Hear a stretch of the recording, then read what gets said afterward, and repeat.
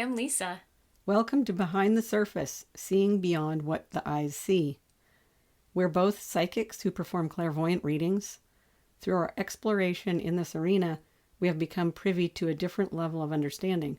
Our podcast is supposed to be thought-provoking, not a debate. Nothing we ever say is fixed or final, is theoretical.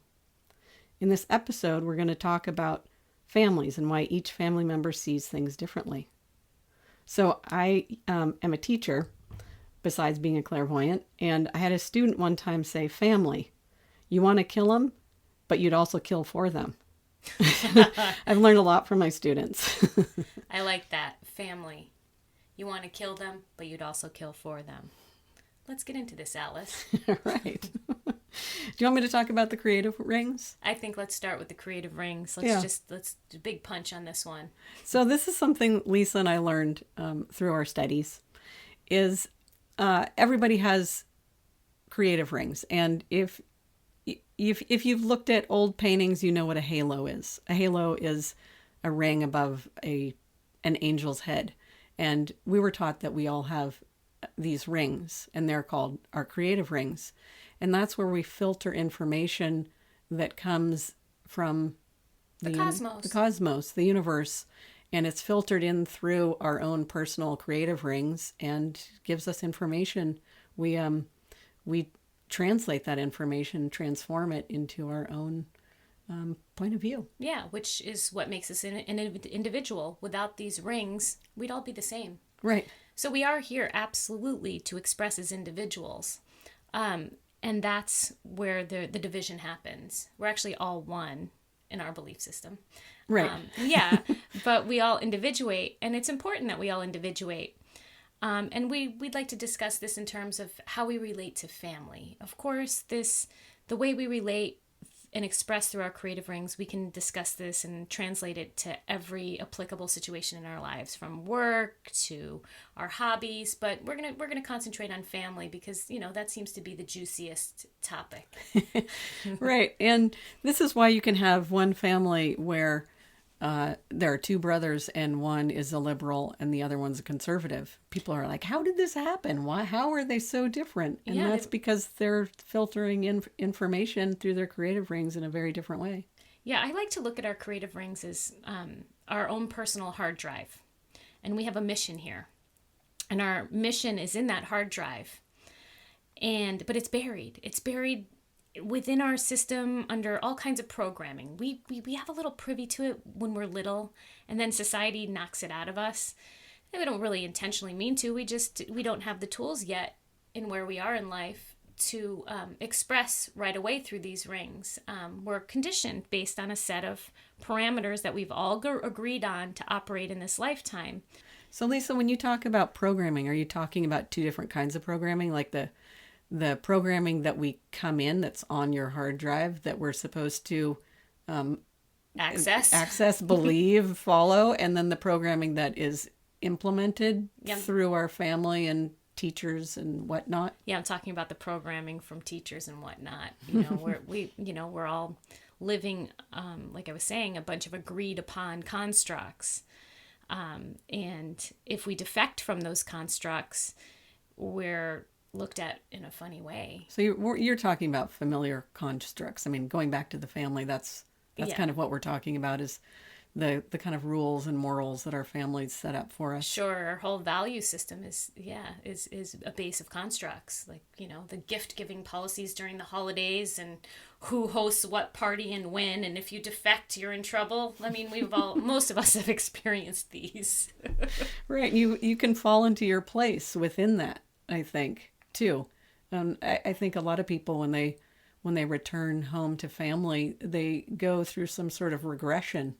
Oh, I absolutely and agree. That's why a lot of people don't like to be around family, because they've moved away or moved on, and they've grown, and you return home for the holidays and your parents think you're 14 years old again. Right? No, it's the truth. It happens to me. Or you fall into that place. You're like, oh, maybe I can go home and be 14 years old again. Or whatever age you choose. Yeah. Well, I think, in terms of family and all of life, we all come in at a different vibration. And I used to talk about this a lot in my readings when I'm doing clairvoyant readings. People don't understand why they don't get along with their mother, their father, their brother, their sister, or whatever relatives. And it's really boils down to vibrational level. And, I like to say that if you're a very high vibrational person and you're always optimistic and enthusiastic, and it's really hard to communicate with someone who can't get out of victimhood or, a low vibration.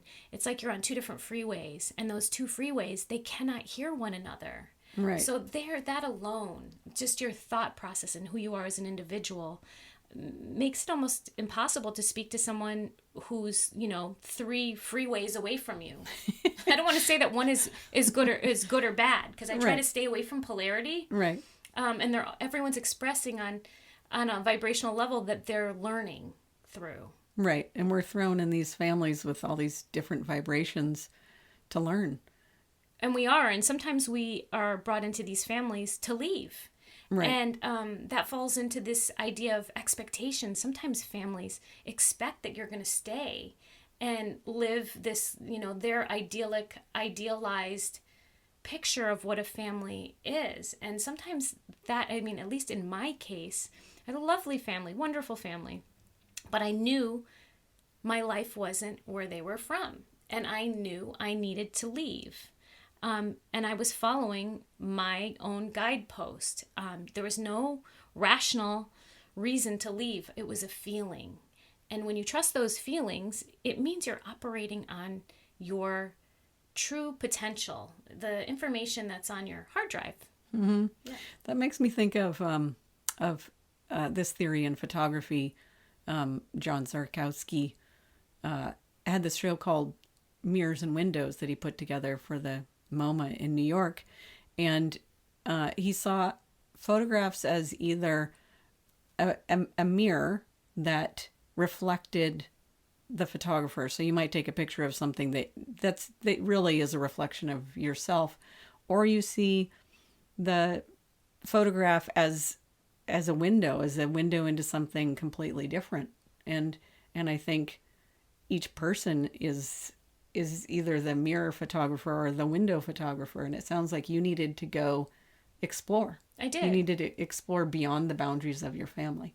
And that doesn't mean that I'm still not connected to the family, nor did I, move away from their values. I looked at how their values were in alignment with me when I left, and I chose what aligned with me and what didn't based on my meditation practice. That allowed me to do that.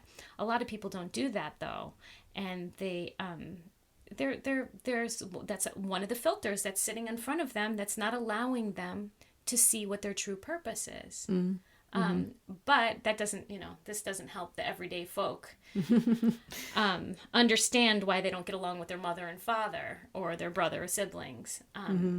Yeah, you were talking about vibration, and I remember recently you were talking about vibration within a family being like vibration when you listen to music. Like when you listen to music, right, there's a whole room full of people who are connecting to that same vibration. That's right. Good. I'm glad you brought that up. I forget some of the things that I say because it just comes from somewhere else, not me. But we were having this conversation, and, I find that when you're in large groups of people, the way we get along well is when there's music set up, because music sets it's a set point, which is a vibration. And that's why, when you go to a concert, everyone is all together and really, really in synergy together. It's because you're sitting at the same vibrational level for that moment. For that very moment. It's hard to be at the same vibrational level with people because we're all expressing through our filters, which are programming from society, family, past lives, whatnot. But that's a good way to help you get through a holiday. Just stick some nice music on and see if that could help you all get along better. Right. Now, it wasn't that long ago that everybody listened to the same music, the young people and the older people. But things are so, they're so, I don't know if fractured is the right word, but there are so many different varieties of things, varieties of music. So someone might put on music and someone else will go, oh, yuck, I don't like listening. That's the truth. Put it on in the background. Yes. For me, I think the hardest thing when dealing with family is judgment. That's a big one. I think you could all relate to that. And with judgment comes the idea that you're defecting from someone's belief system. How's that? Right. That's a big one because, some people are born into a family with bad values and they want to leave, but there's this kind of draw to be part of the tribe. I think the tribe is the huge thing right there that you're either in it or you're not. And that's merging. Right. And when we discuss merging is your vibrational, like how you vibrate. Remember we were talking about vibration and how we all have a particular vibrational set point?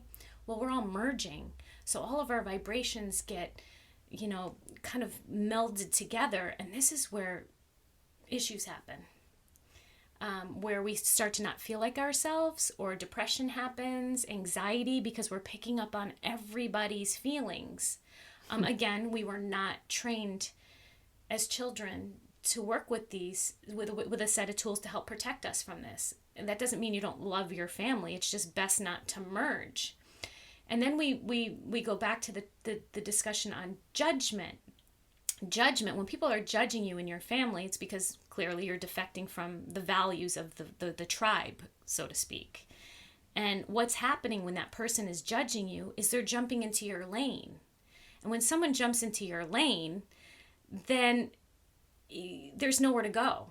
They're in your lane, and they're either in your lane to disrupt and stop you, or they're in your lane to travel with you, which again is another form of merging. Neither one are good. If everyone just stayed in their own lane, everything would be as it should, and I'm a real big advocate for that for now until my beliefs change, which they do. But I believe if we all kind of just operated in an ant farm and did our job, everything would be wonderful. But then what would we be here for, Alice? I don't know.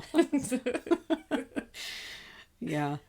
I heard that that people, when they hit around 35 years old, they start to separate their family values and the things that they've just taken on without question, because we learn and we go, okay, that's the way things are. That's the way you peel a potato or whatever it is. And then at 35, people start to think, oh, this thing's working for me and this thing's not. And they start keeping the things that are working and letting go of the things that aren't working for them. Sure. It's absolutely true.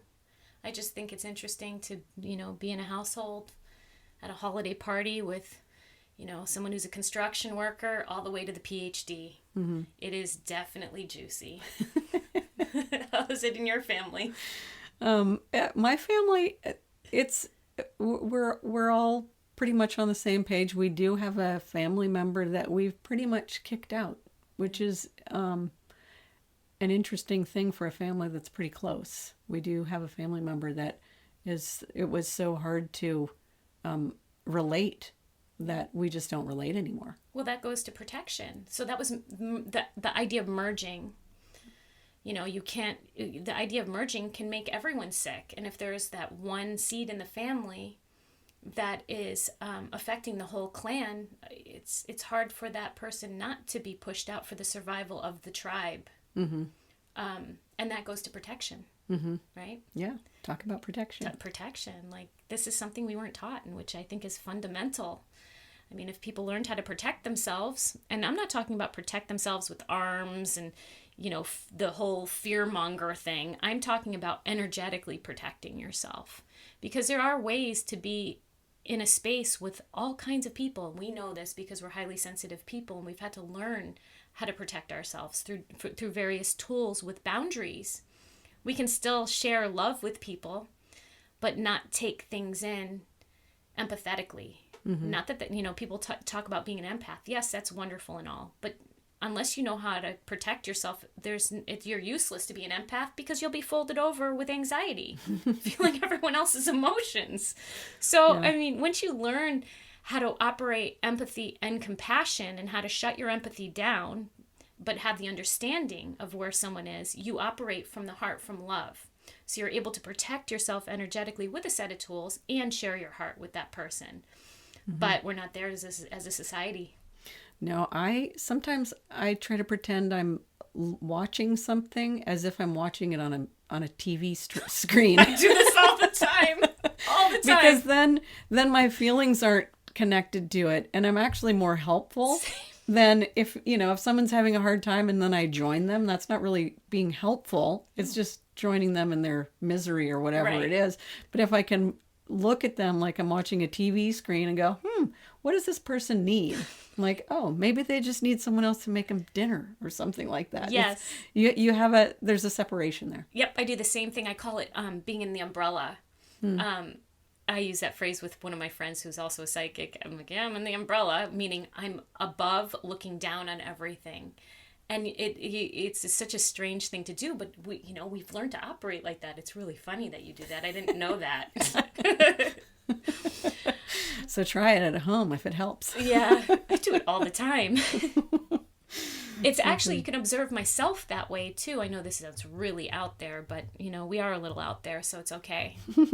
But to like separate from your body a bit and look down at how you're operating within the tribe or whatever said situation. Mm-hmm.